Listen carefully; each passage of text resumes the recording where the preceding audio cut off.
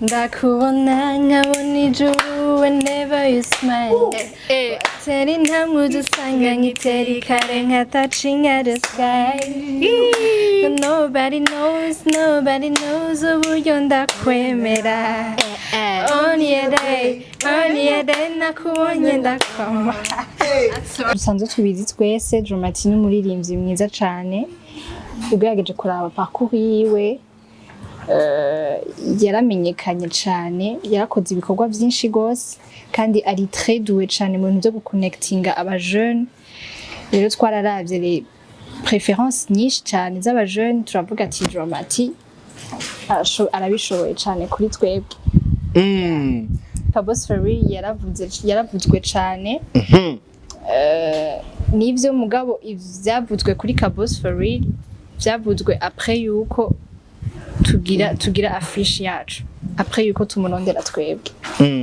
So kandi ikindi naco Kaboss ivyavuzwe kuri Kaboss ni bintu novuga biri muri private life yiwe twe dushobora kuyinjiramo. Umuntu umukunda umugumako ako kantu kandi sinayibonye mugabo kubyo bavuga ntiyabonetse visage donc c'est réellement si ouais peut-être okay urumva nitwo bihagarara ko cyane kabisa. Akabijya kazoba karimwo nuko à part yabo ba star bazo performinga comme ari giteramo citiriwe umugenzi connect hazoba harimwo abantu bafise amatalo menshi comme quoi aba models n'abandi bantu benshi so bazo performinga nabo nyene ashobora kuba ari umugenzi wawe donc urahawe ikaze kugira urabe cyashoboye umugenzi wawe. Ubona nkabona ijuru whenever you smile nkutera intambwe nkusanga nkiteye kare nkatacinga the sky as nobody knows uburyo ndakwemera only your day nakama. Yes bakunzi ba Yaga TV murameze fresh nizere ko mumeze neza ku mpande zose z'isi. As you know, as you see me, call me, my name as Alvin Gucci, aka Janjalao, sharpshooter, the morning star, all the way from Burundi, Bujumbura. Iyo nishikiye kuri tere mbafise vibe imwe idasanzwe. Natanguranye indirimbo ya Baby Killer Drama T. Impamvu natanguranye ino ndirimbo, cameraman behind camera, Mr. Vibe. Bereke kwanza kino kiringa. Tuona handitswe Patricia Marketing Solution presents. Aba bantu nibo bazanye bino bihangange turiko turabona nga. Turiko tumubonamwo DJ B wa Runtown DJs. Turiko tubonamwo Drama T Baby Killer. Turiko tubonamwo MC Kaboss. Umugenzi Connect. Kino giteramo niko bacise. Kikaba kizobera hehe?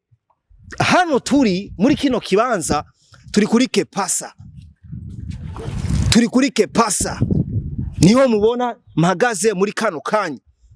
Nari nipowe nicariye gusa ndiyumvira aba bantu bako bategura bino bintu sinobarondera kugira menye amakuru yinyegeje muri iki giteramo kiriko kirategurwa. Nk'abadasinzira muba mubizi yuko tuba turi ku mwanya kugira tuba exclusive nyinshi cyane zitandukanye. Twamubonyemwo Kaboss kuri ya fish, tumubonamwo Drama T.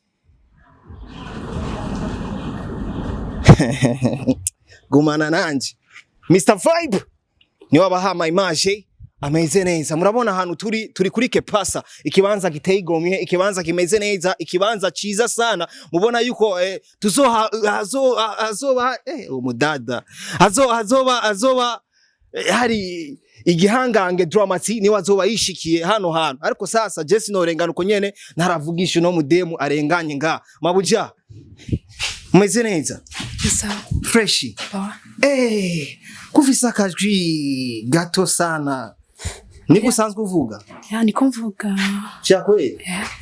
Jewe ninje nga sinarinze kudodora. Kuko je ahantu nkaha mu bibanza nk'ibi je banyita Alvin Gucci isanzwe nkorera imbonesha kure isanzwe ukorera ku rubuga rwa YouTube ariyo ya Gatech TV.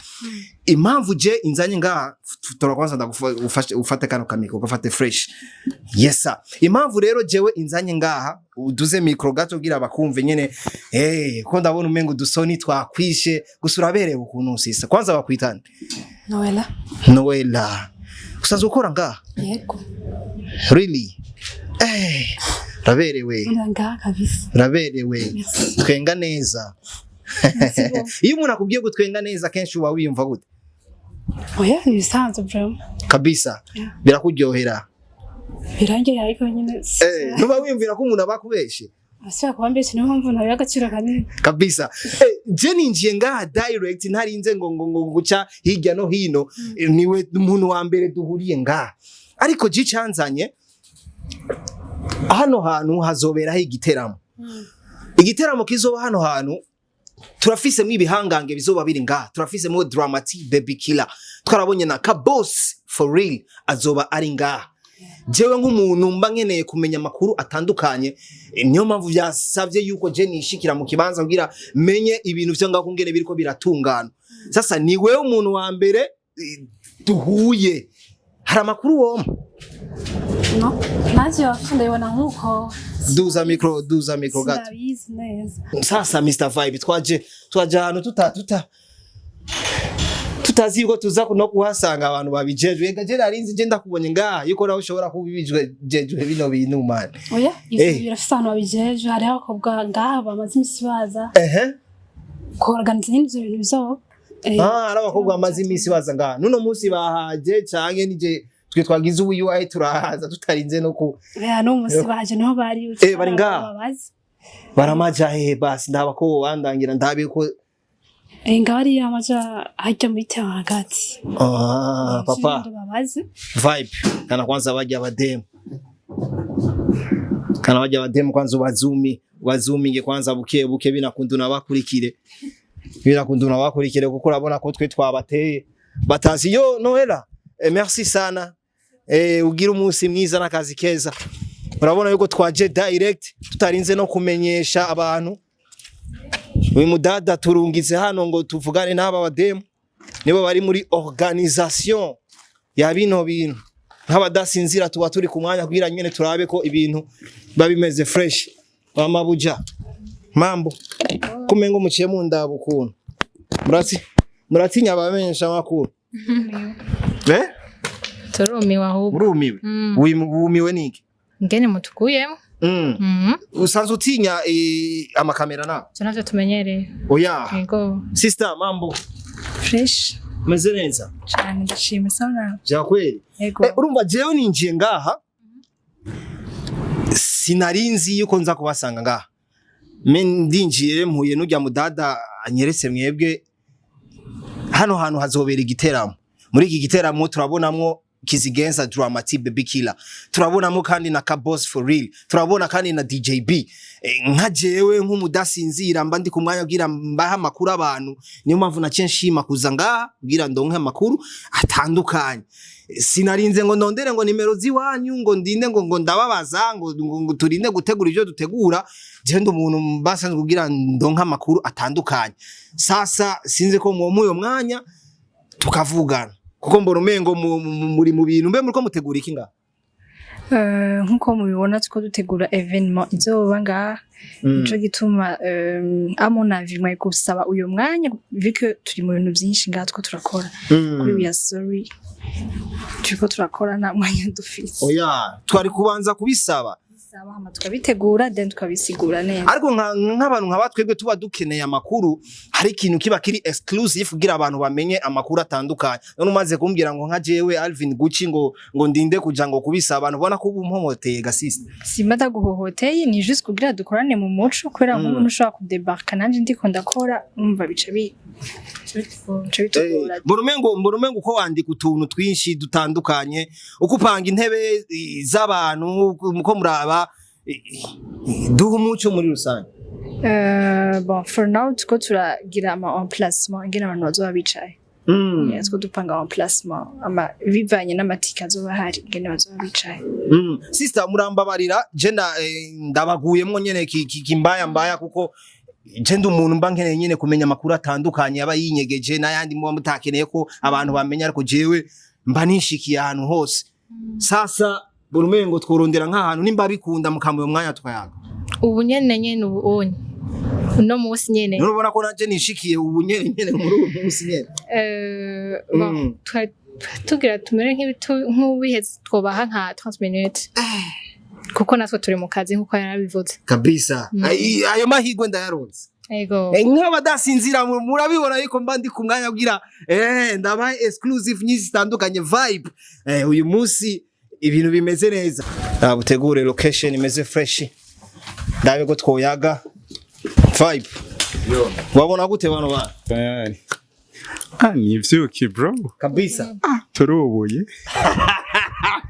Jewe nitanze ishati ya. Oya, nitwaje gucagura. Nibaje gucagura tuje kurondera amakuru iki. Tuje kurondera amakuru igiteramo vibe. Twubane. Ibujumbura. Turetse ni Bujumbura i Burundi dufise abana beza kabisa. Dufise abakobwa beza kandi ico kintu turacishimira sana. Yes bakunzi ba Yaga Tech TV murameze fresh nizere ko mumeze neza nkuko nabibabwiye mu ntango nk'igitangura kino kiganiro nk'igitangura introduction yanje mwanyumvise ntanguranye n'indirimbo ya Drama T Baby Killer. Ni giteramo kidasanzwe kizobera mu kibanza ciswe Kepasa Grill Lounge. Ico giteramo ciswe Umugenzi Connect kikaba cyateguwe na Patricia Marketing Solution. Nibo bazanye Kizigenza Drama T. Nibo bazanye Kaboss for real. Nibo bazanye DJ B mu gucuraranga muziki. Tukeneye kumenya vyinshi vyinyegeje muri kino giteramo. Nk'abadasinzira tuba turi ku mwanya. My sister, umeze neza? Sawa. Abakunzi ba Yaga Tech TV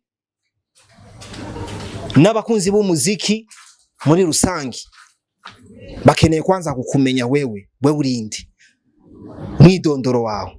So, je ndi umwe mu co-founder ba Patricia Marketing Solution. Nkaba nitwa Ingabire Queen Graciela. Nanje ku mazina nishimwe Loridania. Oh. Nkabandi mu bakorana na Queen. Right now dukeneye kumenya hari igiteramo kidasanzwe kiko gitegurirwa hano hantu kuri Kepasa. Dukeneye kuronka umuco bino bintu biko bitegurwa gute canke oya reka dutangurire ngaho. Bino bintu biko bitegurwa gute? Biko bitegurwa neza nkuko mubibonye. Twariko turagira ibintu vya emplacement kuna abantu bazoba bicaye. Sinzi ko muba mwarabonye affiche. Ni igiteramo kizoba le 22 Novembre. Kizotangura ku saha 17h. Ego abastar nkuko wari wabivuze ni Drama T, DJ B na Kaboss for real. Yeah. Mwarabiye kuki kugira mutegure igiteramo nk'iki? Nkuko citwa Umugenzi Connect. Twashimye gushira hamwe inshuti abagenzi duhure turyoherwe. Ego. Utubwiye Patricia Marketing Solution ni giki? Ni agence ya marketing ifasha andi ma entreprise kwidevelopa kwerekana turamenyekanisha ibidandazwa byabo ibikorwa byabo mugabo ifise ama different catégories.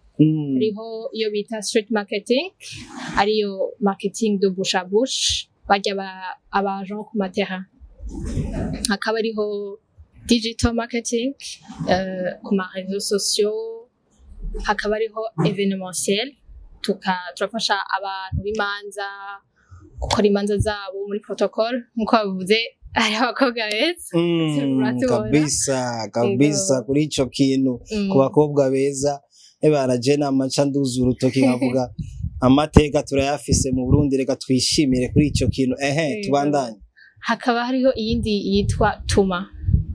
Tuma ni nakasu forme ya réseau, genre aka application ifasha aba diaspora naho yo bari nga mu Burundi, tukamufasha gushika ashaka nko kubakisha inzu, tukamufasha mu kumubakishiriza, ashaka kugura parcelle, ashaka gutuma ikintu cose nkuko yitwa Tuma. Turi mu kibanza ciza Kepasa, kuki mwashimye gukorera hano hantu? Hatubereye hafi ni centre ville, ni Rohero, umuntu wese arashobora kuhashika bitamugoye. Donc uvuye mu Kanyosha agashika muri ville ni hafi cane, ni haruguru ya stade, utambuka agatambuko gatoya ubushitsi, ni hafi cane kabisa. Mabuja nyusa kazina kawe? Queen. Queen. Abamikazi mu Burundi dufise abamikazi. Queen. Igiteramo cyanyu cyateguwe na Patricia Marketing Solution. Turabona kuri entrée mwagize kwinjira ari 15,000, anza bisanzwe, VIP mugira 30,000, VVIP mugira 300,000. Ico giciro mwagifashe mwisunzike? Ico giciro twagifashe twisunze vu eta abantu twese tubayemo, kandi no kuraba ikibanza turimwo ni ikibanza ciza cane. Ku muntu kuri 15,000 yawe urashobora kwinjira ukicara neza, ukabura ahantu heza. 30,000 yawe naho nyene ufise ikibanza ciza kiri imbere kugira just ubone podium yawe hafi. Hama kuri 300,000 nayo haba hariko uburusho bwinshi, kuri table haba hariko ama Heineken 10 n'icupa rya champagne.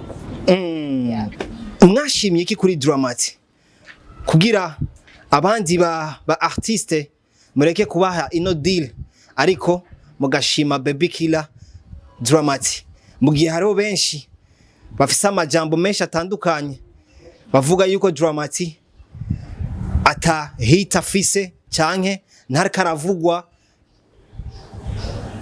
cyane mu bikorwa vyiwe, ariko mwebwe mukaba mwashimye kumutumira. Mwashimye iki kuri Drama T? Bon, nkuko dusanzwe tubizi twese, Drama T ni umuririmbyi mwiza cane. Ugerageje kuraba parcours yiwe, yaramenyekanye cane, yarakoze ibikorwa byinshi gose, kandi ari très doué cane mu bintu byo guconnectinga aba jeune. Rero twararavye les préférences nyinshi cane z'aba jeune, turavuga ati Drama T arabishoboye cane kuri twebwe. Mu minsi heze aro video itameze neza mu bantu yashoboye gusohoka ija habona, ariko uyu munsi tukaba tumubona ari kuri affiche y'igiteramo ciwanyu. Eske gutumira Kaboss ubwo nimwoba mwafatiye gukungene yari karavugwa muri kiriya gihe, muca mubona reka natwe dukoresha izina rya Kaboss tumuzane mu giteramo cacu kugira turabe ko natwe tworonka abafana bazoze baza kuraba Kaboss?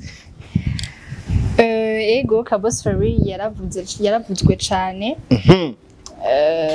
Nivyo mugabo ivyavuzwe kuri Kaboss Ferry vyavuzwe après yuko tugira affiche yacu, après yuko tumunondera twebwe. So kandi ikindi naco Kaboss Ferry, ivyavuzwe kuri Kaboss Ferry ni bintu novuga biri muri private life yiwe, twe dushobora kuyinjiramo. Twebwe turi more focused ku kazi. Nimwiyumviriye yuko bishobora kuza konona igiteramo cyanyu, mwiyumvire kumukuramo? Nta na gato kubera yuko abasanzwe ari abakunzi ba Kaboss badusanzwe tumukunda, ntidushobora kuca turaba ivyo onye juste kugira tumujudging. Aracafise experience, aracafise ya vibe nyene ya maduha, kandi ijya nyene niyo dushaka. ijya vibe nyene ijya vibe nyene niyo mushaka. Abafana bazoza hano kuri Kepasa kuraba igiteramo cyateguwe na Patrice Marketing bamenye yuko ariho vibe idasanzwe ya Kaboss for real. Igiteramo giteguye ko kizotangura mu masaha yo ku mugoroba ya 17h. Vu que niyo masaha yo kuryoherwa normalement. Hama mu masaha kizoherera naho nibaza yuko tuzoryoherwa gushika alo jusqu'à l'aube. Kabisa. Dania, nkeneye kumenya ubutumwa abantu babonye video ya Kaboss ariko bafise ca kintu muri bo nitwoja hariya ntabwo twogenda gushigikira Kaboss yaradekonye gutwereka ibintu nkabijya nkawe uri mu bantu muri ko mutegura kino giteramo woha abantu ubutumwa bumeze gute? Fatiye kuco kwine yavuze nitwosha tumujuja kutufatiye kuri rya video. Donc si bamukunda baraza turyoherwane ngaha azoba ari show zobiryoshe zobitesa nkuko akunda kubivuga ni fresh sana. Nabona yuko bishobora kubononera igiteramo cyane. Oya umuntu umukunda umugumako. Ako kantu ako kantu kandi ba sinayibonye ubwo kubyo bavuga ntiyabonetse visage donc c'est réellement si ouais peut-être. Okay urumva nitwo bihagarara ko cyane kabisa. Kugira turangize kino kiganiro urashaka gutumira abantu batararonka amahigwe yo kubona ino affiche, batararonka makuru yo kumenya yuko hano kuri Kepasa hazoba igiteramo kidasanzwe tuzoba turi kumena Drama T na Kaboss nyene na DJB. Nobabwira ati karibu cyane muzoze turyoherwane na Patricia Marketing Solution ni umugenzi connect. Wowe wayibonye tumira mugenza batumira uwundi muzoze turyoherwane. Amatike bayashaka barashobora gushikanga kuri Kepasa nyene bakabaha ni 15,000 simple, 30,000 VIP na 300 VIP. Iyo 300 abari 5 tables. Donc iguze umwe arashobora gutumira abandi bakicarana. Ego hama cyangwa mukaturondera ku numero kuri affiche 66 406 196. Kweri ki DJB?